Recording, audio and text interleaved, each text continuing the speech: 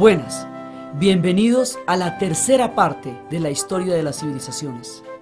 Habíamos quedado en la manera como el Islam va a transformar al mundo del Oriente. Y habíamos dicho que en Europa iban a pasar cosas increíbles, que estábamos a punto de una transformación muy grande.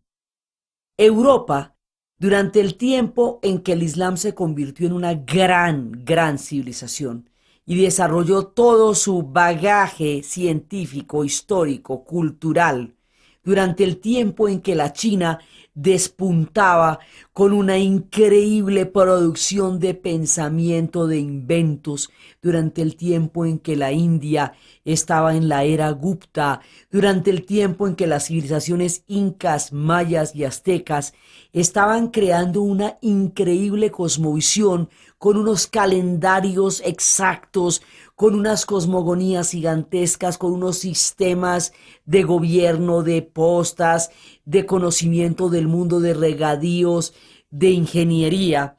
Mientras todo eso pasaba en el planeta Tierra, mientras en África se estaban dando los grandes reinos de Songhai, de Mali, de Carnen Borno, de Benin, del gran Zimbabue, África florecía y las rutas de las caravanas atravesaban el desierto que se había convertido en una especie de mar, porque a través del norte de África, a través del Sahara, se transitaba en los camellos como si fueran océanos, a través de los tiempos desde la época de la Arabia Feliz, desde el comercio que venía de Zanzíbar.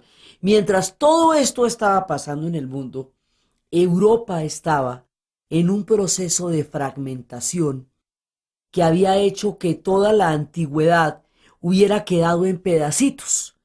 Las ciudades, como habíamos visto, habían colapsado después de que la entrada de los bárbaros voló el acueducto romano, y con eso ya destruye la infraestructura del imperio, como ser un imperio de ingenieros.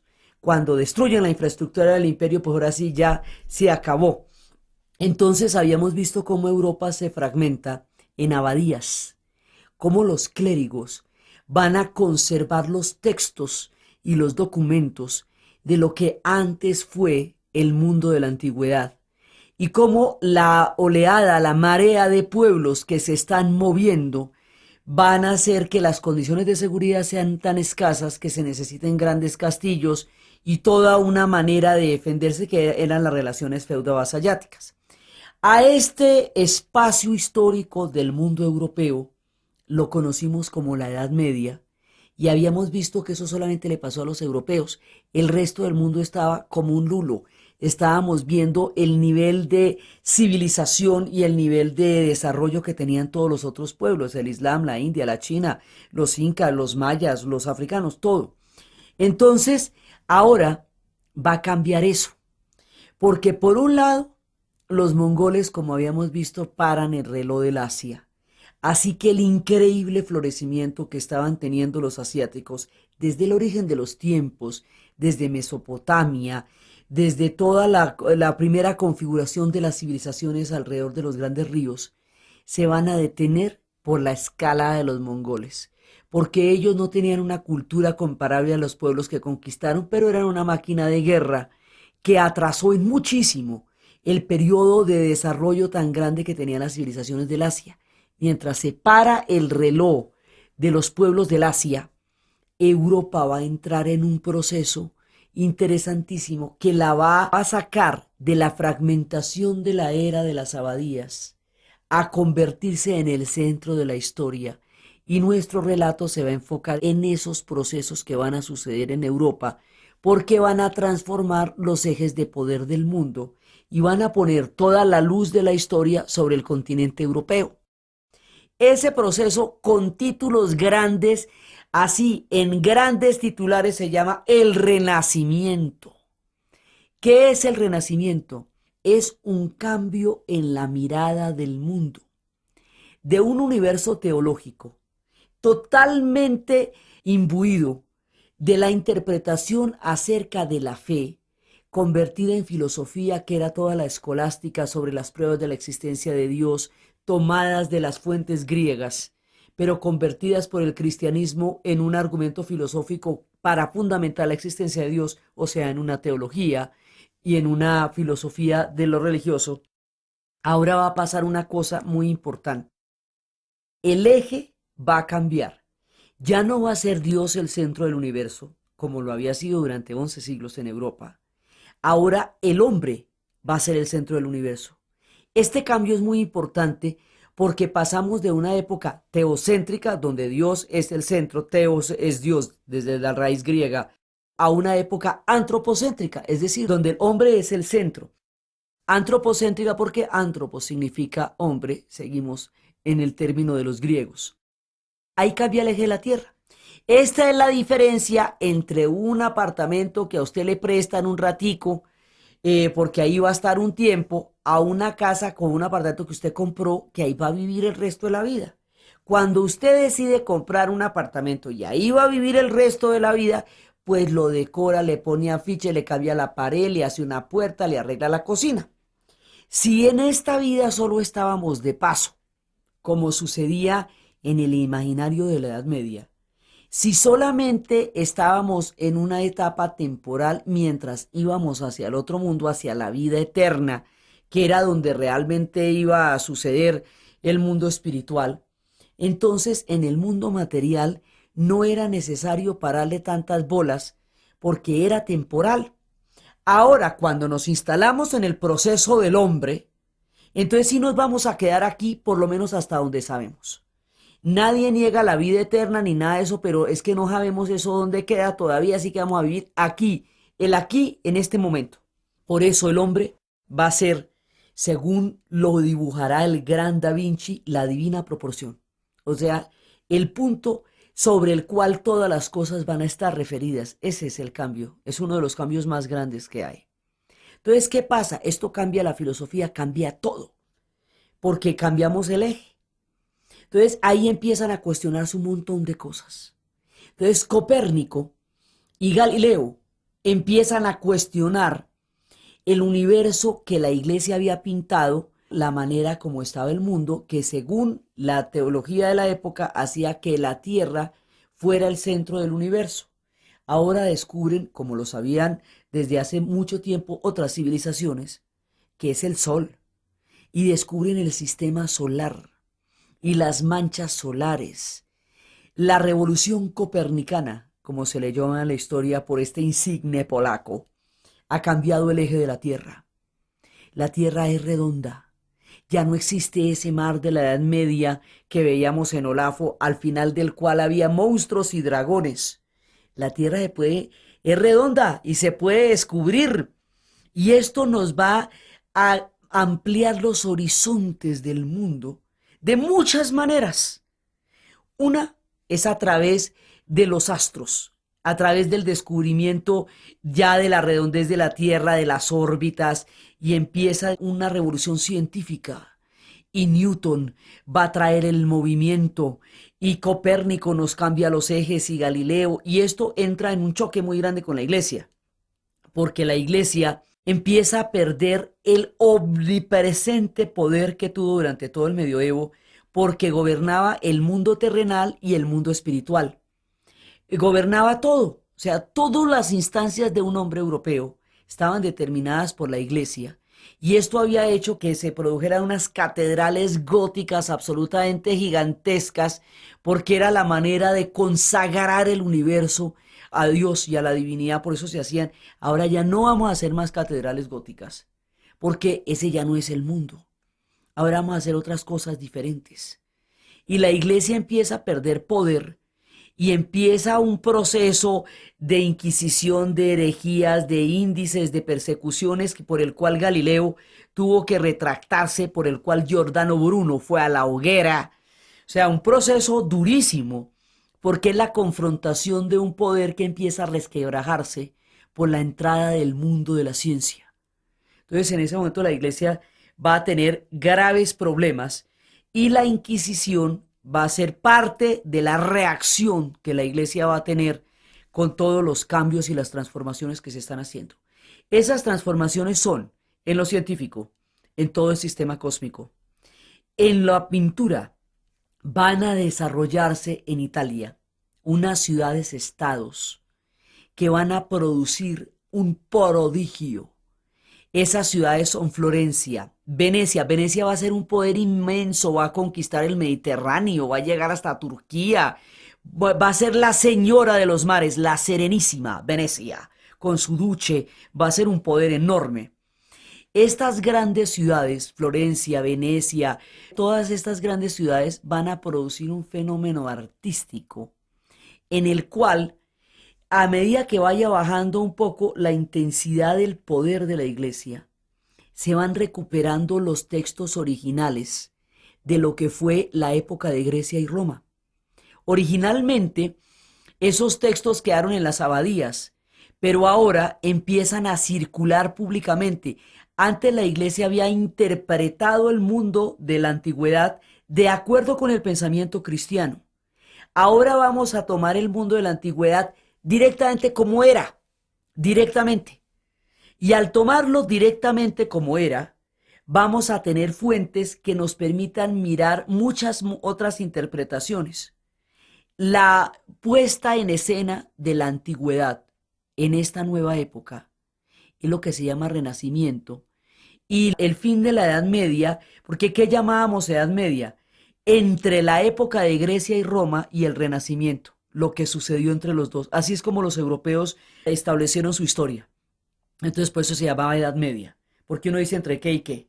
Entonces Grecia y Roma resurgen de las cenizas del tiempo en que los habíamos dejado y ahora cogen una fuerza increíble y sus ideas vuelven a iluminar el mundo como lo hicieron en la antigüedad, porque las ideas tienen desarrollos maravillosos, pueden volver a aparecer, pueden adelantarse a las épocas, viajan las ideas en la tierra y no sabe uno cuándo las vuelve a encontrar. Entonces salen estas ideas y sale la pintura. Y entonces ya todo el tiempo en que los santos estaban totalmente vestidos, vamos a volver al desnudo de los griegos, porque como la figura humana es el centro de la jugada, entonces ahora volver a hacer este arte del desnudo se va a convertir en un furor y nos va a llevar a la genialidad increíble de Miguel Ángel. Y nos va a llevar al David y a la Pietà. O sea, no se está descartando el mundo místico, pero se está dando una mirada también desde otras perspectivas. El poner al hombre como el centro del mundo también nos lleva al humanismo, a darle una dimensión humana, más que una dimensión divina, una dimensión humana. Y esto lleva al arte y va a haber mecenas. Va a haber casas dinásticas que van a apoyar, el apoyo de los Médicis al arte va a hacer que el Renacimiento tenga una financiación permanente y que estos grandes artistas tengan solucionado el problema de la comida y puedan pintar el techo de la Capilla Sixtina en la agonía y el éxtasis. Sí, porque hay todo eso, porque se produce un florecimiento impresionante. Entonces el Renacimiento uno lo ve fundamentalmente en la pintura, porque es ahí donde es más vistoso, más maravilloso. Pero el Renacimiento no es solamente un fenómeno artístico, es un fenómeno integral que lo que está cambiando es el pensamiento de un tiempo. Las transformaciones acá van a ser vertiginosas. Por un lado, en la pintura, la figura humana pone fin a toda la época del santoral y empieza a crear otro espectro del mundo, y los temas de la mitología griega y romana empiezan a verse completamente imbuidos de la nueva pintura. O sea, por eso se llama Renacimiento, porque renace el concepto artístico de Grecia y Roma. Entonces, eso por un lado. Por el otro lado, ya hemos visto que ha cambiado el eje de la Tierra. Por otro lado, empieza a cambiar la economía. Nosotros en el momento del medioevo teníamos una economía en Europa basada en la tierra. La tierra era lo que era importante. Y en esa medida la moneda fue perdiendo importancia hasta que dejara de ser un fundamento de la economía. En esa época, el pueblo judío, cuando llegó a Europa, fue terriblemente perseguido por la diferencia teológica de no reconocer en Jesús al Mesías, sino seguir esperando el regreso del Mesías de ellos. Eso hizo que ellos no pudieran participar en la estructura del mundo de los europeos. Ellos se dedicaron a la usura, que era el único espacio donde se les permitió. Ahora va a haber un cambio en la economía. Ya no va a ser la tierra, ahora va a ser la moneda. y ahora va a empezar un nuevo sistema económico que serán las bancas, lo que va a ser el banco, la banca internacional. Entonces, esas bancas van a hacer que los judíos, por un factor de exclusión, después de haber sido perseguidos durante todo el medioevo, incluso quemados durante la época de la peste negra, ahora sean los financiadores y son básicamente los banqueros alemanes. Y empieza a circular la moneda como un factor y cambia el eje de la economía también. Entonces viene la época de la moneda, la época de la banca. Literalmente, estas transacciones se hacían en una banca, haga de cuenta una banca de parque, ¿sí? Una banca de esas de madera. Cuando el prestamista, cuando la persona que estaba haciendo la financiación era deshonesta, no procedía de acuerdo a un criterio ético, venían y le rompían la banca de madera física, la banca donde estaban sentados. A eso se le llama la banca rota, porque le rompían exactamente la banca donde estaba sentado. Entonces ahora viene un sistema económico distinto que lo vamos a conocer primero como mercantilismo y luego como capitalismo. Y eso también va a pasar, el cambio de la economía es muy grande. Entonces ahí los judíos quedan montados sobre una nueva mirada del mundo, un factor de exclusión ahora se vuelve una ventaja en términos económicos. Entonces hay una transformación ahí muy grande. Las épocas de las cruzadas, que fueron las que nos habían llevado a un contacto bélico con el mundo de Oriente, por donde se había encontrado el mundo sufi, por donde había entrado la idea del amor romántico a través de las figuras de Leonor de Aquitania. En ese contacto de lo que fueron las cruzadas llegaron los textos de Aristóteles. Y los textos de Aristóteles van a tener todo un fundamento. Y ahora el pensamiento empieza a cambiar. Y la filosofía empieza a cambiar. Y empiezan a aparecer filósofos como Descartes, que lo que va a hacer es una demostración matemática, pero sobre todo racional. O sea, aquí rompemos con la fe como criterio de conocimiento y nos vamos a meter en la racionalidad, en la razón. La era de la razón ha llegado con Descartes y Leibniz y la matemática. Por un lado está Newton desarrollando la física, pero por otro lado está Leibniz desarrollando la matemática y está también Descartes.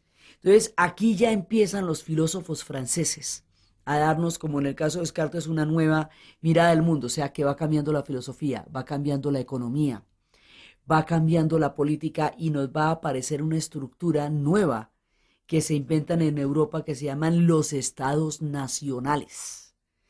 Hasta ahora teníamos era reinos, ahora vamos a tener estados. Entonces, el primero que se constituye en un estado es Portugal y un personaje que se llama Enrique el Navegante, que es un personaje casi mítico porque él nunca navegó.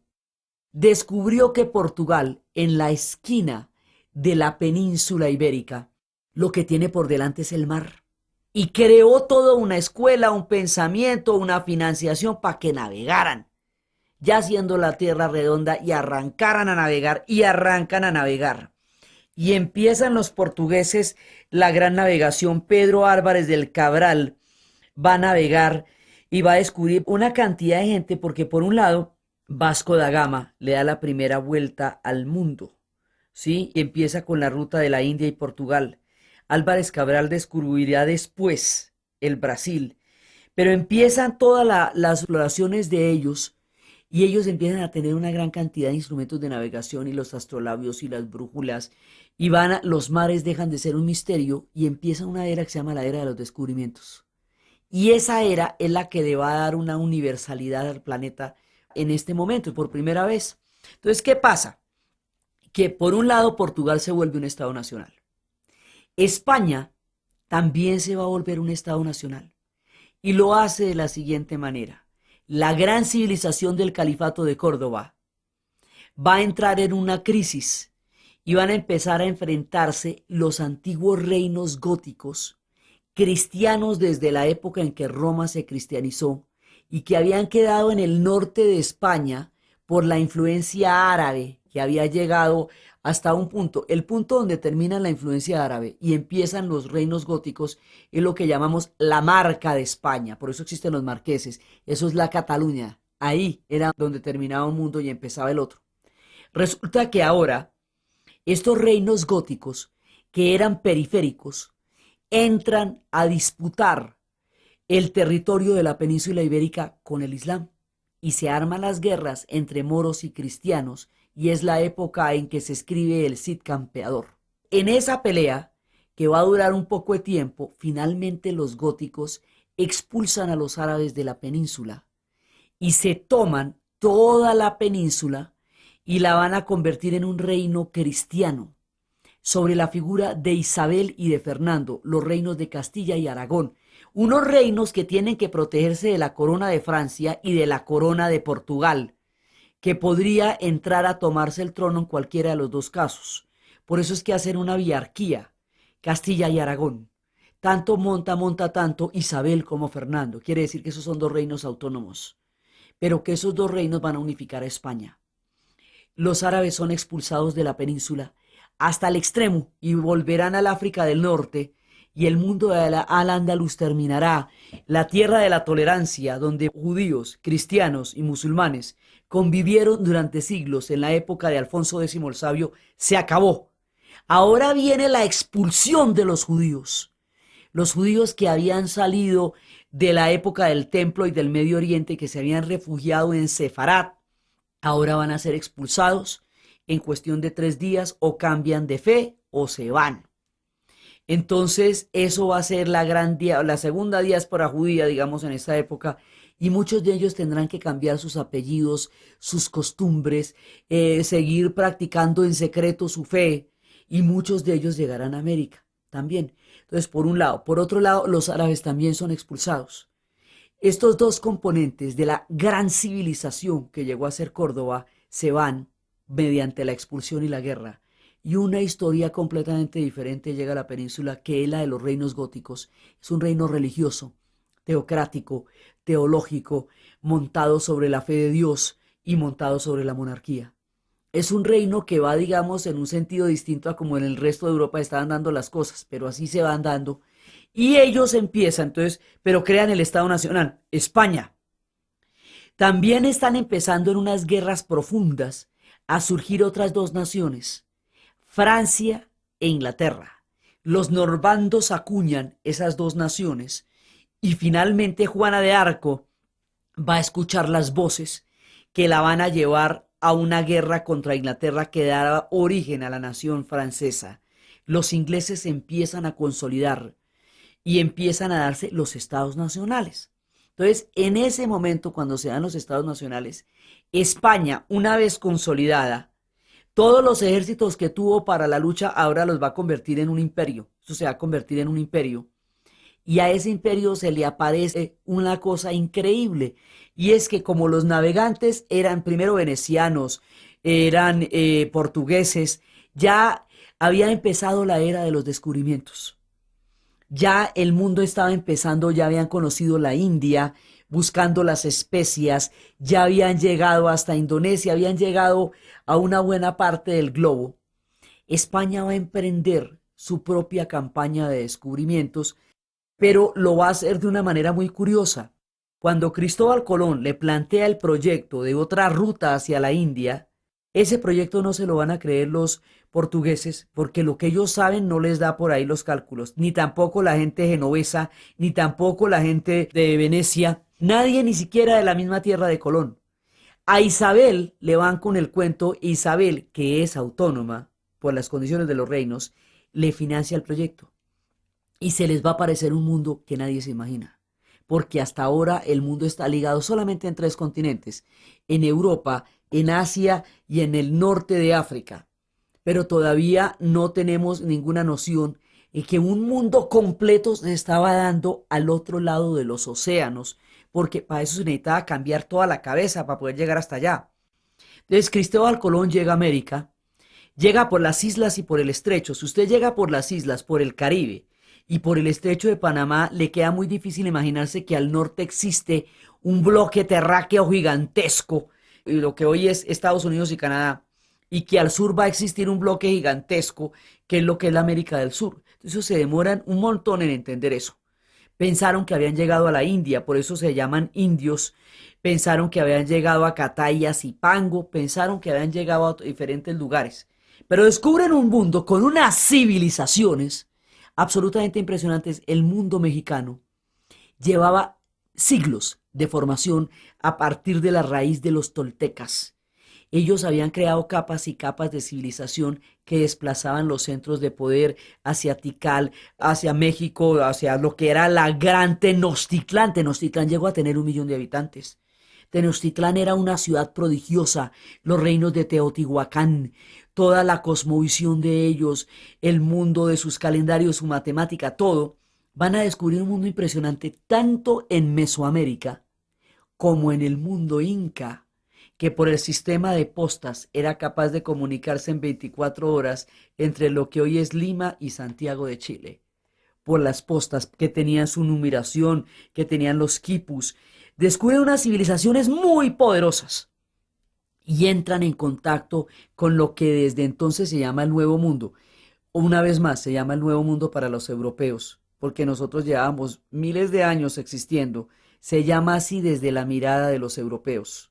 Entonces, como los europeos empiezan a escribir la historia, las cosas se llaman como ellos las ven. Entonces, el mundo de ellos era el viejo mundo y este es el nuevo mundo.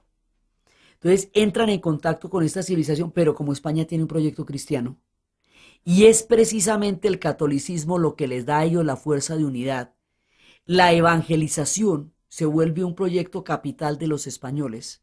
Así que el mundo indígena, el mundo original de los incas, de los mayas, de los aztecas, de toda esta gran tierra hasta los Patagones, pasando por los Taironas, todo ese mundo va a ser cristianizado a la fuerza. Y al cristianizarse, y al entrar en combate con los que poseían las armas de fuego y los arcabuces, y al entrar en contacto con la civilización española, la destruyen. Destruyen ese mundo y vamos a tener la hecatombe más grande que tengamos en la historia de nuestro continente, y ahí se destruye una parte fundamental de la memoria indígena de lo que nosotros fuimos, que en muchas ocasiones es muy difícil de rastrear hasta el momento. En la historia todo tiene retorno, pero hasta el momento. Entonces, las grandes civilizaciones, que algunas datan desde hacía más de 2000 años, empiezan a eclosionar por las enfermedades que trajeron también, frente a las cuales no había ningún antídoto ni cura. Colapsa nuestra gran civilización y España entra en control de un imperio colosal.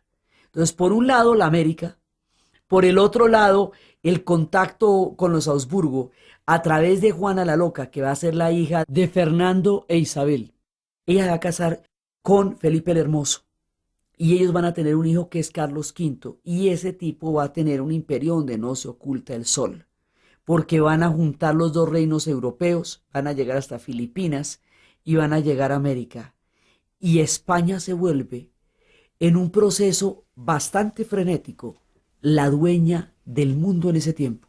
La era de los descubrimientos, todo lo que va a ser el viaje de Magallanes, que terminará Sebastián Elcano dándole la vuelta al mundo, la llegada de Pedro Álvarez Cabral hacia el Brasil ya en 1500, la llegada de Cortés a México, de Pizarro al Perú, todo ese ciclo por el cual se va descubriendo todas esas partes del mundo, van a hacer que la ruta de la seda, el Mediterráneo, la era de las caravanas del tiempo de la Arabia Feliz, todo eso se vuelvan rutas interiores. Todo lo que antes era el mundo queda reducido porque el mundo se amplía mucho más. Entonces la ruta de la seda ahí es cuando entra en decadencia, porque ya existe el mundo del Atlántico. Lo mismo la Liga Hanseática también, todo eso se vuelven rutas interiores, y las rutas de las caravanas de Timbuktu y todo eso también se van a volver rutas interiores, porque hay una mucho más grande que ya une el globo por primera vez. Y de más adelante el capitán Cook llegará a Australia y ya se va a dar una perspectiva global en el sentido literal de la palabra. Entonces, cuando eso pasa, ya los centros de poder se desplazan hacia otra parte y los estados nacionales se van formando, y Francia empieza un proceso poderosísimo por el cual va quebrando los poderes locales, los duques, los marqueses, todos aquellos nobles que habían tenido un poder durante el medioevo, van a ser aplastados por una centralización de poder cada vez más grande, hasta llegar a la figura de Luis XIV, que va a hacer una afirmación que dice: el Estado soy yo. Y eso es el Estado absolutista. Pasaron los tiempos en que Francia había desarrollado una cantidad de luchas, desde los reyes malditos, de los Valois, de los Capetos, de las peleas con Inglaterra, de los poderes locales, hasta que todo se va a concentrar en la figura de Luis XIV, el Rey Sol. Y Francia entra en un proceso luminosísimo, porque el Rey Sol sabía rodearse de gente capaz. Entonces tenía como a Colbert como ministro de Finanzas. Era un hombre capaz de tener una gente a su alrededor que era muy buena y que lo estaban asesorando a él. Entonces él crea el absolutismo monárquico, por un lado. Entonces tenemos el fenómeno de los estados nacionales. Inglaterra también se va a constituir en un estado nacional, y la figura primero de Enrique VIII y más adelante de Isabel II, su hija, van a convertir a este país en un estado fuerte y posteriormente en un imperio enorme. Entonces, estos 4 países, Portugal, España, Francia e Inglaterra, son los primeros países que llamamos estados nacionales. Más adelante el mundo se va a convertir en estados nacionales. Ahora no hay sino 4 y el resto son reinos. Y eso es lo que está pasando en este lado de Europa. Ahora vamos a ver qué pasó con el Islam y qué pasó por el otro lado. Resulta que por el otro lado va a haber, entre el Islam y Bizancio, entre estas dos grandes civilizaciones, va a haber una bolsa de un pueblo que viene de la estepa, de la tribu Gazi, que viene por la Anatolia y que se inserta entre estos dos pueblos. Ese pueblo es un pueblo guerrero, va a desarrollar un poder militar, pero ese poder militar eventualmente va a terminar derrotando a los otros dos. Ese poder militar, como hay tantos pueblos turcos, porque hay unos selyúcidas que entraron desde el siglo X a la península de Anatolia, empezando así el carácter turco. Estos de aquí van a ser gobernados por un tipo que se llama Otmán, y por eso se van a llamar otomanos. Es que hay turcomongoles, turcos yúcidas, turcomanos, de todos. Entonces, estos de aquí se llaman otomanos por un man que se llama Otmán. Entonces, ese Otmán va a desarrollar un poderío militar que eventualmente va a lograr derrotar a la civilización del Islam, al poderío militar del Islam, y a Bizancio. Y cuando derrota a Bizancio, esto empieza desde 1300 y eso escalonado, van a tener un poder importantísimo en Bursa, pero hay un momento, en 1453, en que Constantinopla, la gran ciudad capital del mundo cristiano ortodoxo, del mundo cristiano oriental, va a caer.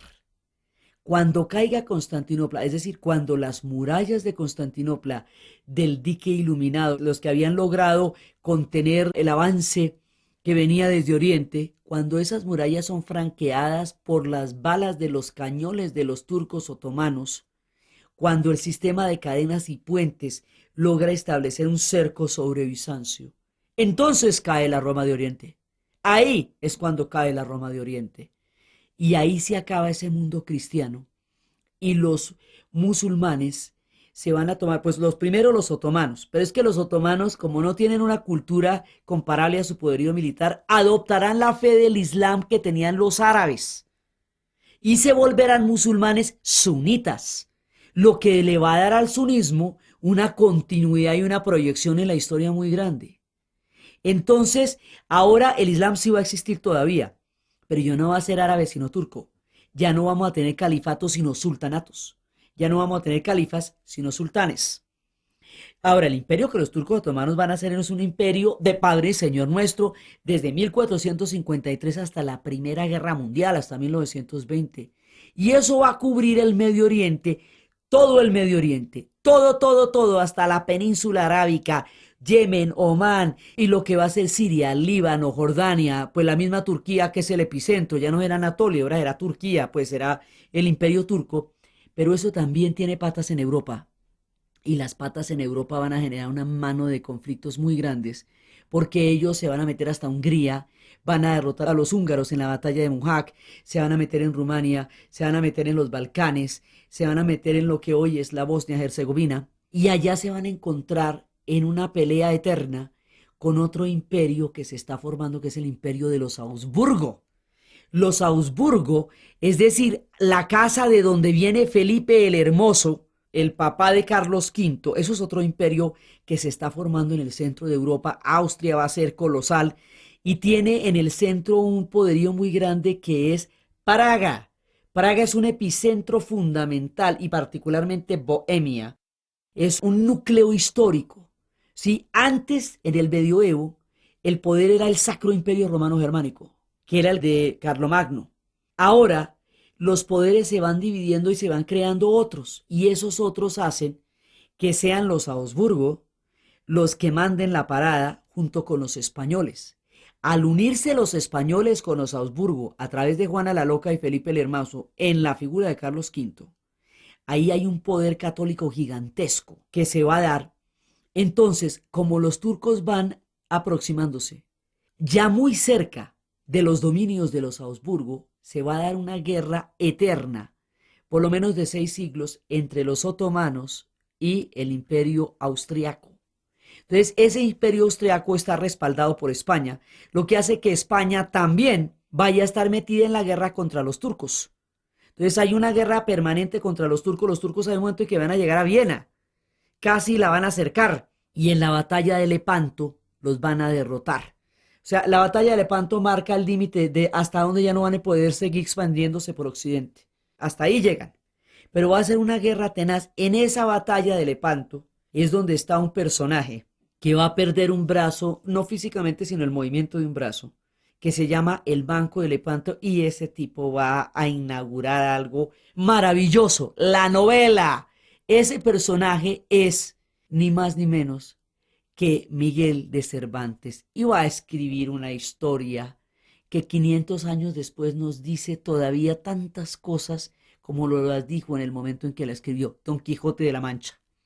Don Quijote es un hombre de honor, como en la época del medioevo, de palabra, como en la época del medioevo, de encantamientos, como existían antes del imperio de la razón, de gigantes contra los cuales se enfrentaba batallas colosales.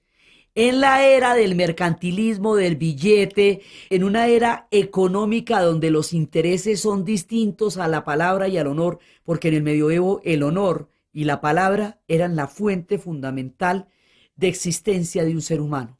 Y había un misticismo poderoso, y había hadas y duendes, y el mundo de las religiones del bosque, y todo este mundo mágico pobló la Edad Media, y la era de la razón lo va a desterrar y lo va a confinar en lo que en el futuro serían los cuentos de hadas. Lo va a sacar de ahí, primero al cristianizarlo, y luego al considerarlo no válido porque la razón se está tomando todos los campos del conocimiento.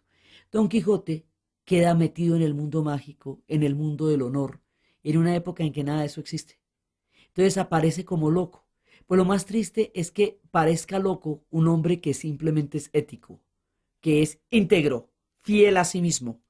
Y en eso consistía su locura. Ya no eran las épocas de la integridad, eran las épocas del interés.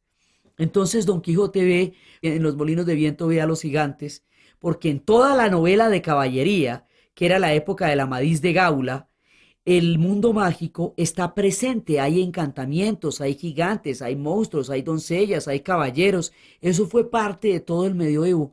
Don Quijote tiene toda esa mentalidad en la cabeza, pero en un mundo donde nada de eso existe, con un compañero que nos dará el valor de la amistad, que es Sancho Panza.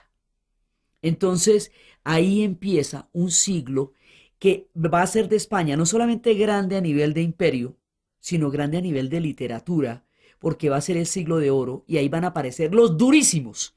Ahí va a aparecer Francisco de Quevedo, ahí va a aparecer Lope de Vega, ahí van a aparecer los grandes, grandes del siglo de oro, Calderón de la Barca, con La vida en sueño.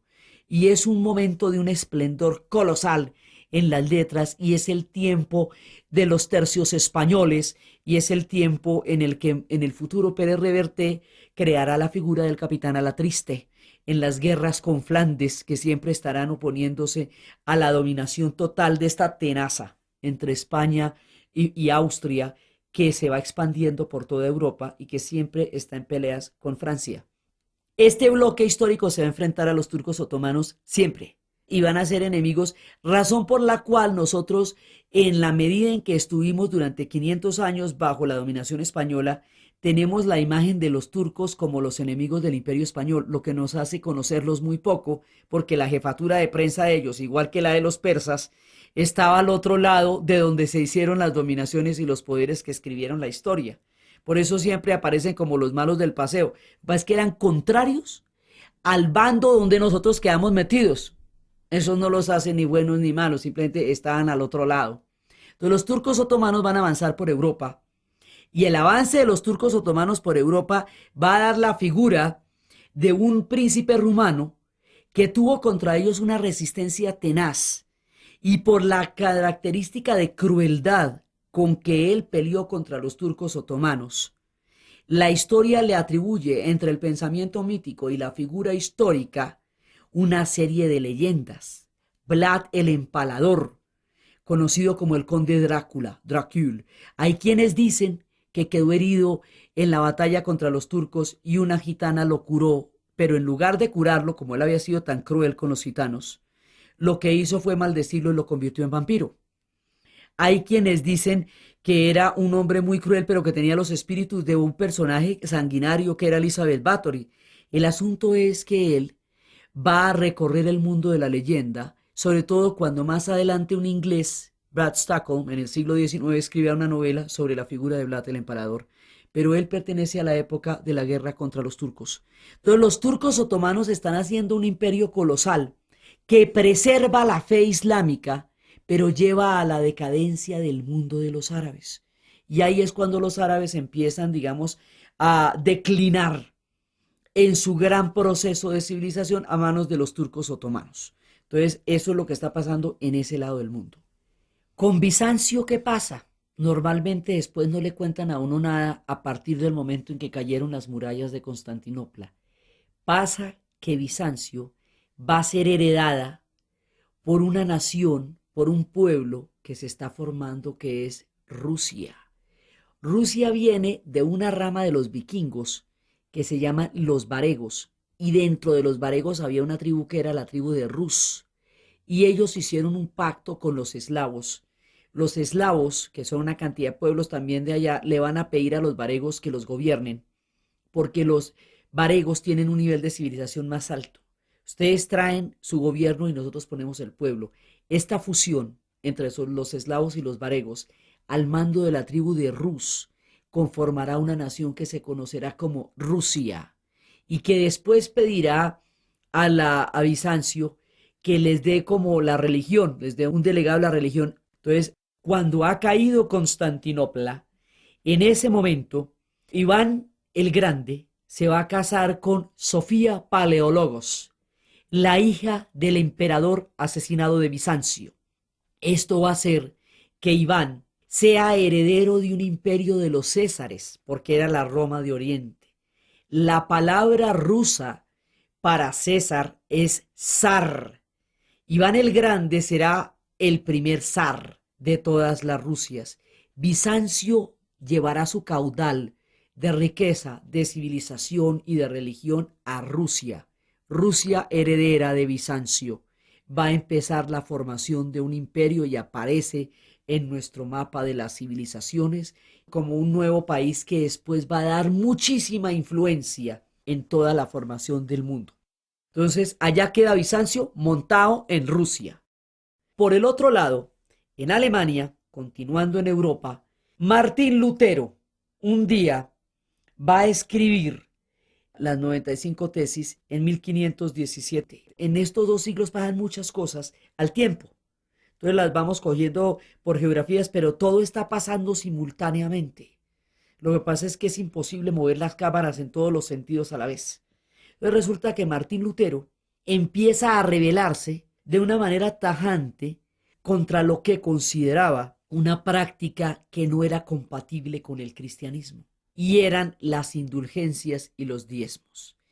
Habíamos visto cómo los estados papales empezaron a tener un territorio a partir de un trato con Carlomagno. Cuando Carlomagno derrota a los lombardos, le da a los estados papales una tierra que se llaman los estados pontificios, a cambio de solucionar un tema eterno de peleas entre la autoridad del emperador y la autoridad del papa. Él queda como emperador y el papa queda como papa, y les quedan unos territorios. Esos territorios se llaman los estados pontificios. Para sostenerlos hay un sistema de diezmos que es una décima parte de los ingresos de los fieles, y un sistema de indulgencias. Mediante una dádiva usted garantizaba el perdón de los pecados o un acceso más fácil al cielo, este tipo de cosas. Roma se va a volver, y mucho más con todo el florecimiento que van a tener las ciudades italianas, una cosa fastuosa, impresionante. Y resulta que Lutero era un monje de un monasterio pobre, pobre, pobre, y un día lo mandaron a Roma. Cuando él ve el boato, el lujo, la fastuosidad de Roma, y ve que eso se hace con el hambre de una cantidad de monjes en un montón de monasterios que cada cual daba un pedacito, dice que eso no es compatible con el mensaje de Jesús. El reino de Jesús no era de este mundo, era un reino espiritual, y por eso era un reino moralmente superior a la Roma que decaía. Así fue como empezó. ¿De cuándo acá pasaron estas cosas? Empieza a criticarlo y va a publicar sus tesis, las 95 tesis, en la puerta de una iglesia, y empieza con ese movimiento que va a sacudir a Europa de un extremo a otro y que darán origen a la formación de unas naciones. Se llama la Reforma. Esto no hubiera sido posible, nadie se hubiera enterado y la cosa no hubiera pasado a mayores si antecitos de Lutero, Gutenberg no hubiera inventado para Occidente la imprenta. Digo para Occidente porque los chinos ya lo conocían todo. Ellos ya conocían la pólvora, la brújula, ellos conocían la imprenta. Bueno, ellos ya habían inventado la moda de andar a pie, pero como eran tan discretos, nadie lo sabía. Así que cuando Occidente empieza a descubrir con sus propios ojos el mundo, como es su descubrimiento, dice que lo inventa. Lo inventaron, sí, pero eso ya estaba inventado. Lo inventaron los chinos. Entonces, sin la imprenta, nada se hubiera sabido, porque antes de la invención de la imprenta en Occidente, los textos se escribían a mano. Era un copista escribiendo un texto toda la vida. Entonces, si usted se pone a escribir estos textos, pues no logra que se difundan, porque el trabajo artesanal no hace posible que circulen. La imprenta empieza a generar en horas lo que tomaba meses, ¿sí? Y en días lo que tomaba años, y en semanas lo que tomaba siglos. Entonces, el mundo empieza a conocer las letras impresas. Antes nadie sabía escribir, porque es que aquello era cosa de monjes eruditos. Ahora, con la imprenta, eso, las tesis usted las pone en la puerta de esta iglesia y en la de aquella otra y en la de allá. La imprenta difunde las tesis de Lutero con una velocidad increíble, y entre las dos, entre las tesis de Lutero y la invención de la imprenta, hacen posible la Reforma. Lutero va a traducir la Biblia al alemán. Al traducir la Biblia al alemán, va a crear el alemán como lengua, o sea, lo acuña. Empiezan a surgir las lenguas que acompañan a la formación de los estados. Del latín, del árabe, va a surgir el español como una lengua, y el latín va a dar origen a una cantidad de lenguas romances, que son el español, el portugués, el francés, el catalán, el italiano, el rumano. Todas esas vienen del tronco del latín. Y aquí de las lenguas nórdicas, esta es una lengua nórdica que viene de los troncos vikingos y de los troncos germanos, pero al acuñarse en la traducción de la Biblia queda convertida en un idioma. Alemania ya tiene un lenguaje. Estos se van a llamar las lenguas vernáculas, porque antes el latín era la lengua sagrada. Ahora todas las lenguas empiezan a traducir los textos a sus propias formas, y eso va creando los idiomas, las lenguas En Europa hay lenguas mucho más antiguas. Los hindúes hablan sánscrito desde el comienzo de los soles de la India, pero ahora se están formando las lenguas en Europa. Entonces, ¿qué pasa? Con las tesis de Lutero hay una ruptura frente a Roma. Primero, en Alemania. Alemania no es un país, lo será mucho tiempo después. Son principados. Pero a él lo van a seguir otros en Suiza y van a aparecer figuras como las de Calvino, como las de Zwinglio, como las de Knox, figuras que van apoyando la reforma y la reforma se vuelve un cisma. Y frente a Roma se va a convertir en una ruptura tan grande que crea otra versión de la religión. Ya se había dado un cisma con Oriente cuando la parte de Bizancio adopta la fe ortodoxa, es decir, desconoce el mandato único de Roma como la cabeza de toda la religión, que es la religión católica, y crea mandatos, cabezas de iglesia en cada uno de los pueblos ortodoxos, en Grecia, en Chipre, en Rusia. Esa va a ser la iglesia ortodoxa. Y esto hacia el año 1000 ya había generado una ruptura entre la iglesia católica y la iglesia ortodoxa. Así la iglesia ortodoxa será el cristianismo de Oriente. Esto va a ser una ruptura grandísima, porque va a llegar hasta el punto en que Enrique VIII, que nos estaba formando Inglaterra, se quería divorciar de Catalina de Aragón, con quien no había tenido hijos, para casarse con Ana Bolena. El Papa no le va a dar el divorcio. Al no darle el divorcio el Papa, en ese momento Enrique VIII decide romper con la Iglesia Católica, unirse a la Reforma Protestante y crear una nueva iglesia de la cual él va a ser la cabeza, la Iglesia Anglicana. Al unirse Inglaterra a la Reforma va tomando fuerza. La hija de Enrique VIII y Ana Bolena, Isabel I, eventualmente llegará al trono de Inglaterra después de la amarga y trágica figura de María Tudor, llamada María la Sangrienta, quien había tratado de volver Inglaterra al catolicismo. Isabel será protestante, continuará con la labor de su padre, pero ella le va a dar a Inglaterra un sentido de propia valía, de autoestima, de grandeza, de tal tamaño y de tal recordación en la memoria colectiva del pueblo inglés, que a su tiempo de vida y de gobierno se le llamará la era isabelina.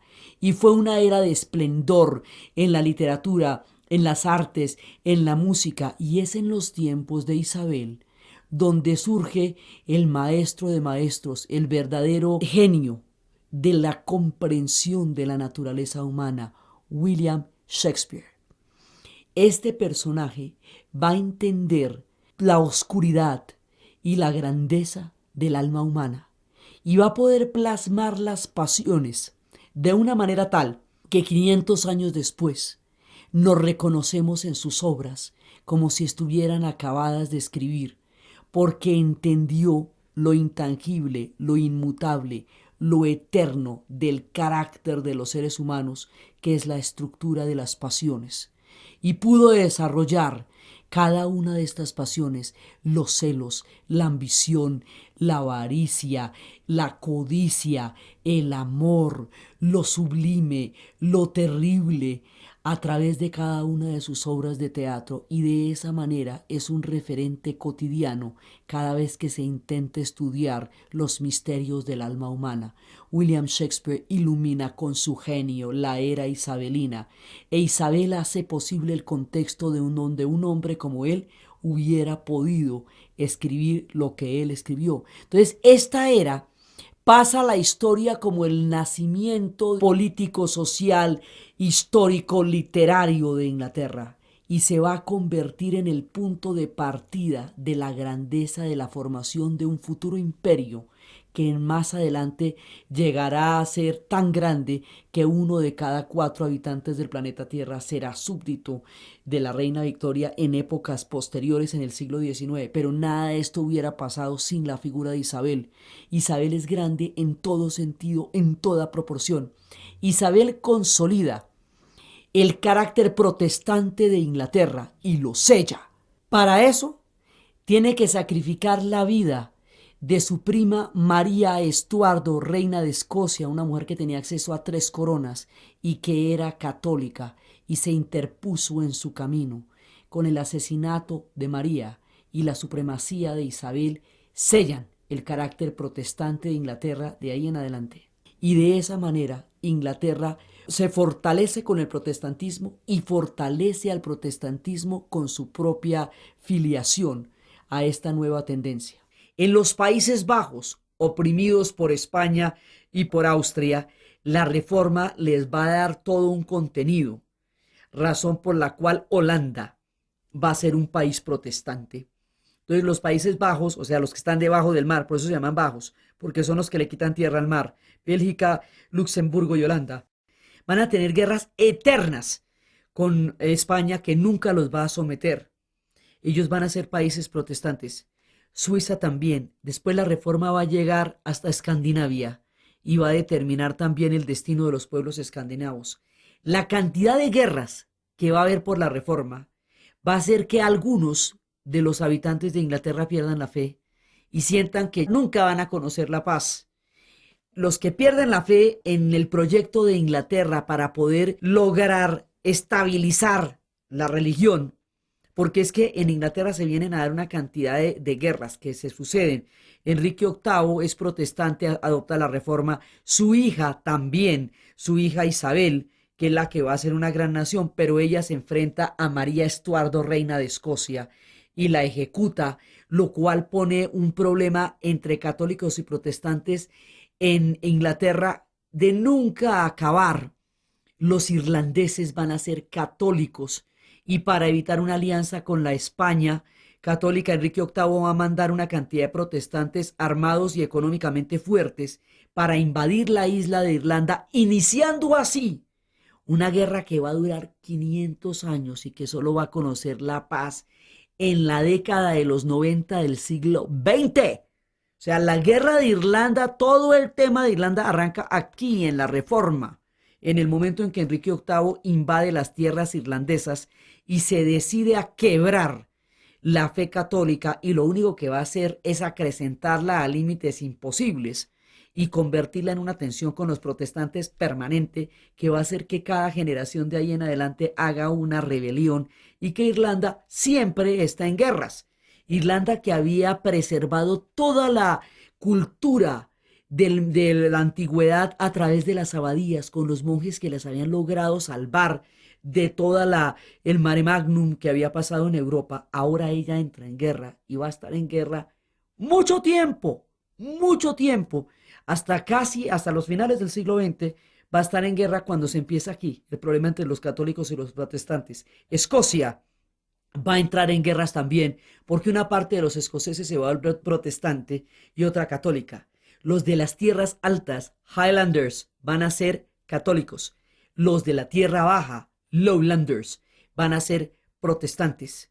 Y eso hace que Escocia se fragmente mientras Inglaterra se hace más poderosa, hasta que Inglaterra se la traga finalmente y le quita la posibilidad de ser una nación. Hoy por hoy son una nación en la cabeza, pero geográficamente forman parte del Reino Unido.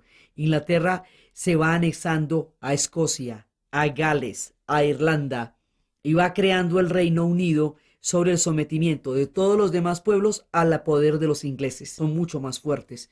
Entonces, aquí empieza a darse una polarización muy grande, porque España se va volviendo el adalid del catolicismo y va a hacer una reacción a esto que llaman la contrarreforma. Y eso es Felipe II. E Inglaterra se va a volver el adalid de los protestantes.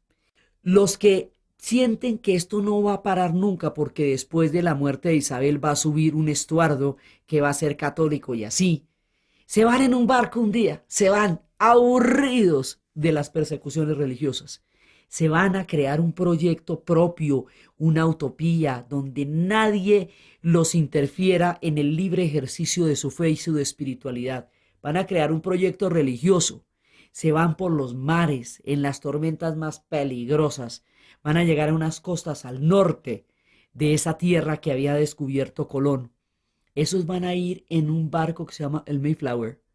se llaman los padres peregrinos y van a llegar a una nación que hoy conocemos como Estados Unidos y que en esa época estaba poblada de una inmensa cantidad de naciones indias que llevaban miles de años habitando los bosques, los ríos, las praderas, los desiertos, que tenían una gran cosmovisión. No eran un imperio propiamente como eran los aztecas o los incas o los mayas. Eran federaciones de naciones, como la Gran Liga de los Iroqueses. Eran federaciones, o sea, eran naciones, digamos, puntuales que se unían con otras naciones, pero que no habían creado imperios. Los imperios están en Mesoamérica y en el sur, pero forman parte de esta gran corriente indígena que vivía con la tierra, con el bosque y que amaba y respetaba la fuerza del Gran Espíritu. Con ellos van a tener un choque frontal. En un principio va a ser una cosa amistosa, porque los van a ayudar y les van a dar refugio, protección en una ceremonia que ellos recuerdan como el Día de Acción de Gracias. Van a encontrarse con la figura de Pocahontas, que va a crear un vínculo entre los dos pueblos que se van a encontrar, pero 50 años después empiezan las guerras. Y cuando los franceses con Champlain y con Cabot también están explorando el norte de la América, va a haber guerras entre los dos imperios y en esas guerras van a aliarse las naciones indias y al aliarse las naciones indias van a quedar destruidas en la tenaza de esas guerras. Pero ahí se va a formar otro pueblo. Ahora, el proyecto que llevan estos padres peregrinos y que llevarán después los protestantes es un proyecto que no contempla ningún tipo de contacto con los pueblos, las naciones indias que existen allá. Las van a exterminar y las van a confinar en reservaciones en un proceso que va a durar 3 siglos de guerras.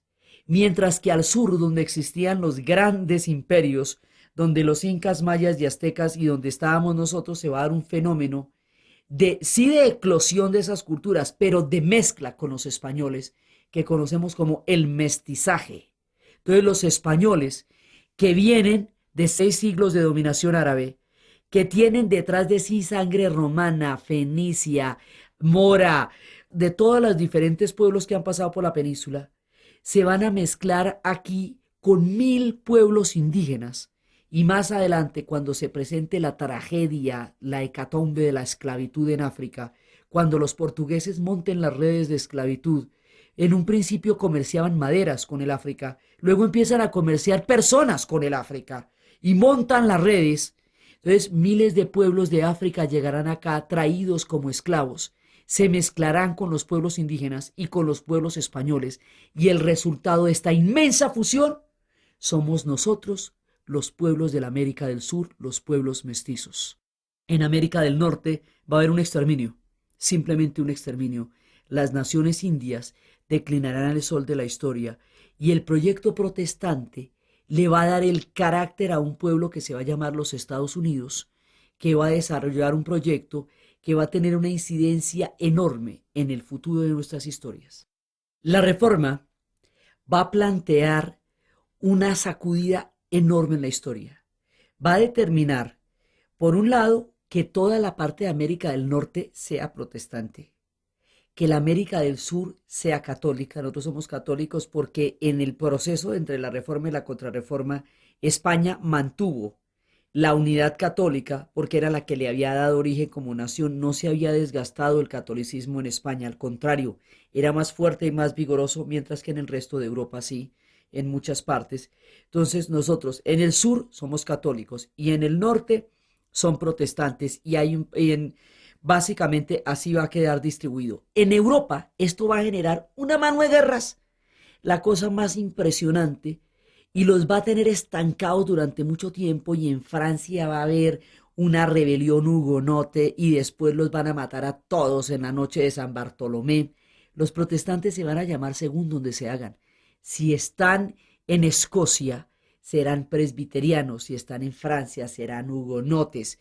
Según donde se hagan es como se llame, pero son básicamente protestantes. Ginebra será refugio de protestantes y habrá cualquier cantidad de procesos y de persecuciones en estas guerras que sacudirán Europa y que después van a estar desde las guerras de la Reforma hasta la Guerra de los 30 años, que es el último envión de las guerras religiosas, cuando los Habsburgo intentan apoderarse de todo el continente y ya no pueden y ensangrentan a todos estos pueblos, los Países Bajos finalmente se van a hacer independientes y finalmente, digamos, se establecen los equilibrios de poder.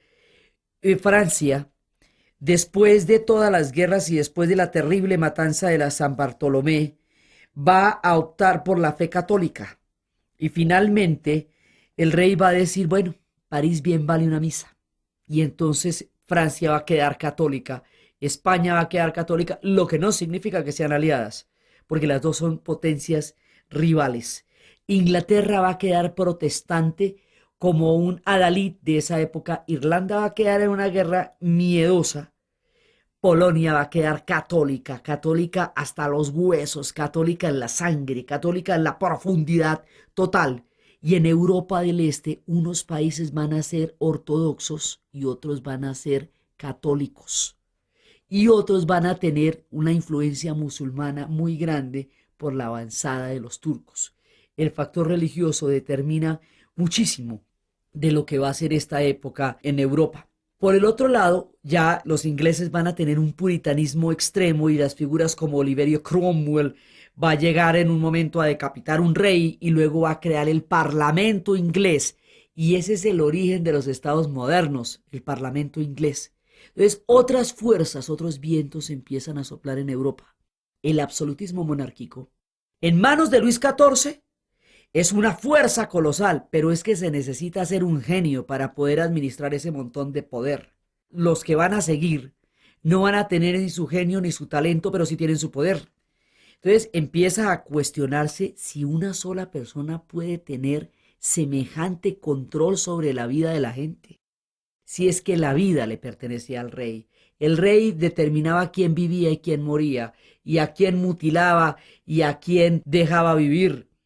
Entonces empiezan a cuestionarse la autoridad del rey muy seriamente y empiezan a soplar unos vientos políticos que por un lado en Inglaterra van a llevar primero Cromwell, pero más adelante en las figuras de Locke y Hume, no solamente al pensamiento científico que se está cocinando en nuestra historia, sino a una formulación política diferente.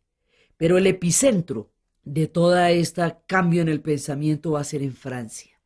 En Francia van a empezar a cuestionarse el absolutismo. O sea, un momentico, no hay que tener todo el poder en una sola persona. O sea, no puede ser el mismo el que hace las leyes, el que ejecuta las leyes y el que además administra la justicia, porque eso es ser juez y parte. Vamos a hacer una separación de poderes. O sea, el tema es el siguiente. La razón ahora ha gobernado la manera como entendemos el mundo, pero todavía no se traduce en la política. En la política todavía seguimos guiándonos por esquemas increíblemente arcaicos de gobierno. Hay que llevar la razón a la vida política. Esta llevada de la razón de los tiempos de Copérnico y de Descartes y de Galileo a la política, a la ley, tiene su epicentro en Francia y se conocerá como el nombre de la Ilustración. El siglo de las luces, el siglo XVIII. Entonces, 2 siglos se van en guerras religiosas, o sea, 16 y 17 se fueron en guerras religiosas, el 18 es el que lleva la ilustración. Entonces, separemos los poderes. Hagamos que una persona sea el juez, que otra persona sea el legislador y otra persona sea el que redacte las leyes. Esa idea se le ocurre a un tipo que se llama el Barón de Montesquieu, la separación de poderes. La idea de un contrato. Mire, ¿sabe qué? En lugar de imponernos los unos sobre los otros por la fuerza de las armas, a ver quién es el más fuerte y quién es más sangriento y más malo y más matón, pongámonos de acuerdo para la foto. Tengamos una consenso, hagamos un contrato social. Rousseau, el contrato social. La libertad de pensamiento es la garantía para que tal contrato pueda entrar en vigencia. Yo no estoy de acuerdo con lo que usted dice, pero sería capaz de morir por el derecho que usted tiene a expresarlo, Voltaire.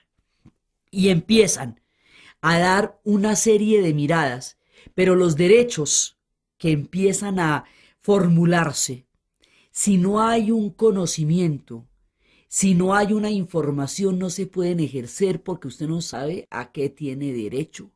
Hay que popularizar el conocimiento. Hay que hacerlo accesible a la gente, que todo el mundo lo pueda conocer, que todo el mundo lo pueda entender. Para eso vamos a utilizar la imprenta, sin la cual no hay nada de nada, pero además vamos a compendiarla todo lo que sabemos hasta ahora de la ciencia, de la economía, de la filosofía, todo lo vamos a meter en un solo libro, que todo el mundo lo pueda consultar. Ese es el proyecto de la enciclopedia de Diderot. Y será nuestra amiga Catalina del pueblo de Rusia la que la financie, sin que ella ni mucho menos vaya a permitir que se democratice la Rusia zarista. Eso es otra cosa. Pero ella será parte de este mundo de la ilustración. Entonces empezamos primero con un despotismo ilustrado. Es decir, los gobernantes deben ser cultos. Un gobernante lo mínimo que tiene que hacer es conocer el mundo y tener un buen bagaje cultural para poder gobernar. Pero aún así, tampoco se le puede dar todo ese poder. Hasta ahí Catalina no llegó. O sea, ella dejó filtrar lo que le parecía chusco y lo que no, no. Pero los demás sí van a creer en esto y aquí va a haber un punto crucial. La legitimidad del gobernante no va a estar dada por el derecho de Dios, sino por el consenso del pueblo. Y es ahí cuando empieza a aparecer de la vieja idea griega, por lo menos las condiciones para que en el futuro haya democracias. Todavía no se puede, pero ya para que la haya, tiene que haber separación de poderes en principio. Entonces, aquí va surgiendo una cosa que se llama el Estado moderno, que es el que tiene la separación de poderes. Por ahora es solo una idea, pero qué idea tan fuerte, porque esta idea de la ilustración hace posible la formulación de los derechos del hombre y del ciudadano. Es decir, los derechos humanos empiezan a acuñarse jurídicamente a través de las ideas de la ilustración. Y eso va a cambiar el curso de la historia porque cuestiona los poderes. Antes el poder del rey era un derecho divino. El rey gobernaba porque Dios así lo quiso. La gente de la ilustración va a decir, bueno, ¿y cómo hacemos para preguntarle a Dios si eso era así o no? ¿Dónde nos comunicamos con Él? Es un poder que no se puede verificar. ¿Y qué tal que el personaje en cuestión sea un incapaz? ¿Cómo hacemos con él? Entonces, mire, vamos a dejar a Dios en un punto en que creó al mundo, pero no se mete en las leyes. El deísmo. O sea, Dios no tiene nada que ver con el gobierno de los hombres.